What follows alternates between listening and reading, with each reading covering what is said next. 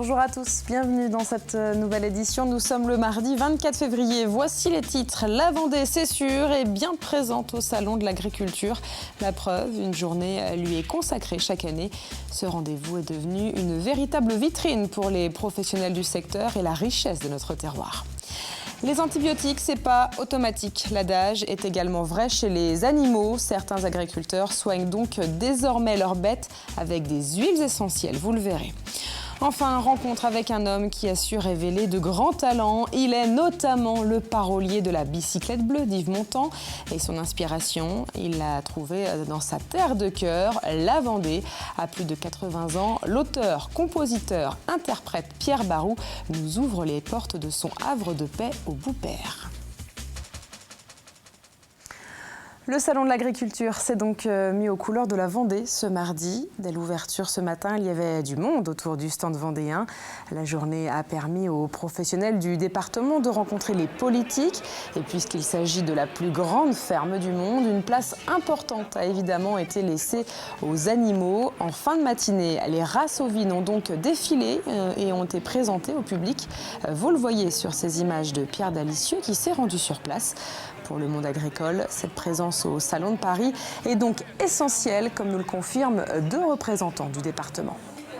C'est un vrai temps de communion avec les Parisiens, tout le grand public qui découvre la Vendée, bien sûr, sur l'aspect touristique, qui est connu par le Vendée Globe, par le Puy du Fou, mais il y a aussi toute une agriculture dynamique, performante, qui installe beaucoup de jeunes et qui a gardé cette diversification des productions. C'est un super outil de communication. C'est la rencontre entre un petit peu le monde de la vigne et la campagne. Donc nous, en tant que producteurs, on se doit d'être là pour continuer à faire voir la qualité des produits vendéens qu'on peut faire tout au long de l'année dans nos exploitations. Et le Salon de l'Agriculture, c'est aussi le lieu de nombreux concours. Depuis samedi, les animaux et les produits sont donc jugés. Et la Vendée a déjà récolté quelques médailles. Regardez, dans la catégorie animale, la Vendée compte déjà 11 médailles d'or. Les fiefs vendéens sont une nouvelle fois également très présents sur le podium. La Vendée a également été récompensée pour son beurre dans la catégorie des produits laitiers. Enfin, dans la catégorie produits d'hiver, vous le voyez, 4 médailles d'or ont déjà été remportées, dont notamment la bière blonde de la brasserie de Bazoges-en-Parais, où nous nous étions rendus la semaine dernière pour rencontrer son jeune propriétaire qui participe cette année pour la première fois au Salon de l'Agriculture. Et puis notez que demain, nous serons une nouvelle fois à Paris, au sein du Salon de l'Agriculture. Et on va rester dans l'univers agricole, mais on va revenir sur nos terres pour parler de ces agriculteurs qui soignent leurs bêtes avec des huiles essentielles. Beaucoup d'entre vous les utilisent pour les maux quotidiens, mais les huiles fonctionnent aussi chez l'animal. Reportage de Cyril Guillet. Venise, bouge pas Venise. Depuis 5 ans, Patrick Robin a fait évoluer sa ferme familiale vers une production biologique. Pour cela, il a fallu qu'il change ses pratiques et parmi les choix qu'il a fait, il y a celui de remplacer les antibiotiques par des huiles essentielles. Une démarche accompagnée par le groupement des agriculteurs biologiques de la Vendée. En fait, moi j'ai démarré cette formation-là un petit peu avant de me lancer en bio, parce que ça faisait partie de mes interrogations. Comment on peut traiter des animaux sans antibiotiques? Et depuis 2010 qu'il expérimente cette pratique, Patrick Robin n'a aucun doute sur l'efficacité de ces huiles. Dans les démarches actuellement, on essaie de réduire les antibiotiques en élevage, on est en plein dans les clous. En plus, c'est moins coûteux que les antibiotiques, donc c'est que du bénéfice. Mammites, cellules, métrites, boiteries, traumatismes, le champ d'action de ces huiles essentielles est très large et ces bons résultats incitent de plus en plus d'éleveurs à faire le pas. Et pour les accompagner, le GAP 85 propose des formations, comme ici au centre Beautour de La Roche-sur-Yon, où une dizaine d'éleveurs, bio ou non, se réunissaient pour la seconde fois. L'utilisation des huiles essentielles en élevage n'est pas forcément que pour les agriculteurs biologiques. Tout le monde peut utiliser. Ça suit des protocoles précis d'utilisation. Ces éleveurs-là ont tous la même optique, c'est de travailler autrement pour mieux vivre finalement chez eux et avec leurs troupeaux. Et pour apprendre les bienfaits et la manière d'utiliser ces différentes huiles, car il en existe plus de 200, le GAP 85 a fait appel à Michel Derval, naturopathe et aromatologue. On se rend compte maintenant que l'utilisation des antibiotiques, tant chez l'homme que chez les animaux, donc arrive un petit peu sur un mur, là où on se rend compte qu'on ne peut plus traiter aussi facilement donc, les maladies infectieuses donc, avec les antibiotiques. Et donc là, l'aromathérapie propose une alternative intéressante justement pour prendre le relais et accompagner les animaux donc, par rapport à des problématiques infectieuses ou autres d'ailleurs. Pour ces éleveurs, c'est la deuxième séance de formation et avant de revenir ici, ils ont pu tester cette nouvelle manière de soigner sur leurs troupeaux. Et c'est vrai que les résultats sont spectaculaires, donc c'est pour ça que je suis revenu, j'ai déjà fait la formation l'an dernier. Je suis revenu cette année pour approfondir l'utilisation des huiles essentielles. On n'y croyait franchement pas trop au début et maintenant on est convaincu qu'il faut persévérer, il faut en apprendre plus. En Vendée, ils sont 80 éleveurs à avoir opté pour ce type de soins. À noter aussi que l'aromathérapie n'en est qu'à ses balbutiements et nous réserve sans doute encore bien des surprises. Pourra-t-on un jour rejoindre La Rochelle à Paris en moins de 2h30 ? Ce serait évidemment une bonne nouvelle pour la Charente-Maritime, mais également la Vendée et les Deux-Sèvres. Et le projet était annoncé pour 2017, mais pour le moment, le planning horaire de la SNCF ne présente aucune ligne directe entre La Rochelle et Paris. Les élus des 3 départements se sont donc fait entendre. Lundi, ils se sont rassemblés à La Rochelle pour interpeller le groupe ferroviaire. Pour eux, il est essentiel de désenclaver cette partie de l'Ouest. Et c'est très important, puisque la commune de Fontenay-le-Comte, 15 000 habitants, est située à proximité de Niort, qui est notre gare de rattachement. Bon, donc nous devons absolument soutenir toutes les initiatives qui permettront à notre territoire d'être au plus près de Paris, au plus près de Bordeaux, et de ce fait, pouvoir favoriser, si vous voulez, la compétitivité de nos entreprises. Comme chaque jour, on ouvre à présent notre page consacrée au départemental. Je vous rappelle que le premier tour se déroule dans moins d'un mois maintenant, le 22 mars.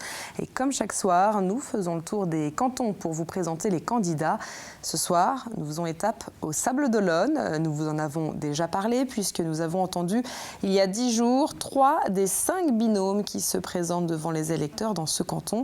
Alors côté carte, regardez, le nouveau canton des Sables-d'Olonne a perdu 3 communes qui appartiennent maintenant au canton de Talmont-Saint-Hilaire.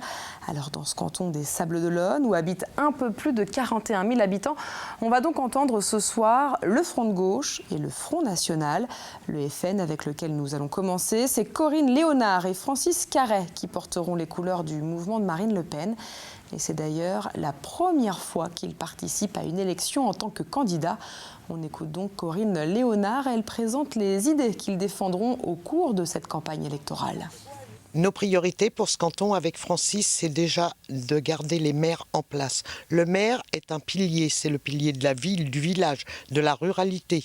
Nous voulons garder aussi comme priorité nos valeurs, les marins-pêcheurs, les agriculteurs, nos mogettes, nos sardines sablaises, tout ce qui représente notre canton, notre département, la Vendée. Nous espérons que les électeurs viendront nombreux nous appuyer sur notre programme.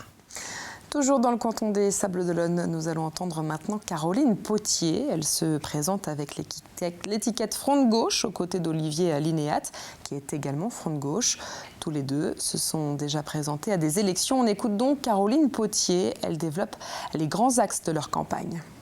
Un projet social, un projet écologique, démocratique, solidaire, résolument ancré à gauche. Nous défendons l'idée que le département s'investisse davantage dans les questions, dans les activités liées à l'océan. Nous défendons également une politique du logement ambitieuse, à savoir rendre ces logements accessibles aux familles et aux jeunes en priorité. La transition écologique sera une de nos priorités, comme la démocratie, comme l'intervention citoyenne, qui sont les conditions du mieux vivre ensemble.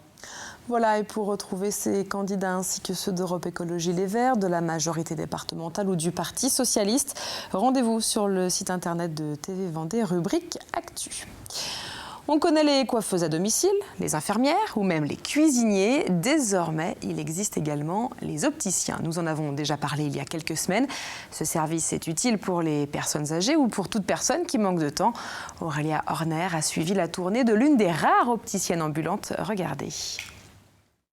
Comment ça va avec vos lunettes alors? Ça va ou pas? C'est mieux? Il y a quelques mois, Claudine achète des lunettes à Annabelle, opticienne à domicile. Aujourd'hui, elle avait besoin d'un petit réglage sur ses montures. C'est pourquoi Annabelle est venue chez elle. Pour Claudine, qui a du mal à se déplacer, l'opticien à domicile, c'est la solution. Elle n'y voit que des avantages. C'est pas pareil, c'est pas du tout la même chose. Oui, ça prend beaucoup plus de temps que dans le magasin où vous faites voir et tout. Je trouve ça beaucoup plus agréable d'avoir son temps de choisir. Hein. Oui. Ça glisse pas, vous êtes bien? Je suis bien là. Bon, alors on reste comme ça. Depuis juin dernier, Annabelle se déplace chez ses clients. En magasin la matinée, elle parcourt les routes de Vendée l'après-midi. Pour un examen de vue, un SAV, une livraison ou tout simplement la vente de lunettes. Annabelle propose à domicile les mêmes services qu'en magasin. Une façon de travailler qui lui permet d'être plus proche de ses clients. J'ai choisi d'être opticienne à domicile parce que c'est vraiment le côté humain qui m'intéressait. Je vais chez quelqu'un, je suis là que pour la personne.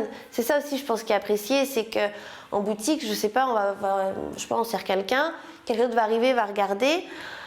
Ça va être très vite, merci, au revoir, et hop, on va s'occuper de l'autre personne. C'est convivial, c'est confortable, il n'y a pas à se déplacer, il n'y a pas à choisir. Et même sur le choix, moi j'avais peur au début, parce que je venais donc d'un magasin beaucoup plus grand. Je me disais, j'ai pas beaucoup de choix quand même par rapport à un opticien standard, mais en fait, j'ai quand même un peu plus de 300 montures optiques, donc j'ai quand même du choix. Mais il suffit de prendre un petit peu de tout, toute forme, toute couleur et tout style. Et finalement, les gens ont toujours trouvé chaussures à leurs pieds. Ou plutôt lunettes à leur vue. Il faut dire que quand Annabelle se déplace, c'est un véritable déménagement. C'est tout son magasin qu'elle emmène avec elle, car il faut bien répondre à toutes les demandes. Alors, on va essayer du coup juste les verres, pour voir si la lecture est bonne. Et puis, c'est pas la même chose du tout. Hein, c'est plus sympa, je sais pas, c'est mieux. Pour moi, c'est mieux. Déjà, si on a besoin d'aller au magasin en été, c'est infernal là-bas. Hein, il y a tellement de monde qu'on ne sait pas où se mettre, que le service à domicile, c'est quand même plus pratique. Plus pratique pour les clients, plus ludique pour Annabelle. Une manière de rendre l'optique accessible à tous, sans surcoût, puisque les déplacements de l'opticienne sont entièrement gratuits. Oui, merci. Un nouveau service est également proposé aux personnes à mobilité réduite sur l'agglomération lyonnaise. Elles peuvent en effet désormais bénéficier d'un transport particulier. Le service a d'ailleurs été présenté il y a quelques jours. Alors concrètement, depuis hier, 4 véhicules avec un chauffeur permettent aux personnes en situation de handicap de se rendre n'importe où en partant de chez elles jusqu'au point de destination. La conseillère municipale en charge du projet nous en dit un peu plus. Il est à destination des personnes à mobilité réduite, titulaires d'une carte européenne de stationnement, pour leur permettre de voyager de manière confortable et en toute sécurité, de porte à porte, avec des véhicules mis à leur disposition par impulsion, adaptés, et avec éventuellement la possibilité d'un accompagnateur. Vous connaissez certainement la chanson Shabadabada ou encore à Bicyclette bleue d'Yves Montand. Mais savez-vous que le parolier est un Vendéen de cœur et que les paroles de ses œuvres sont inspirées de son histoire avec la Vendée? À l'occasion de l'un de ses passages sur ses terres d'enfance, nous avons pu rencontrer Pierre Barou. Il nous a accueillis chez lui. Portrait signé Grégoire de Châtillon, en chanson bien sûr.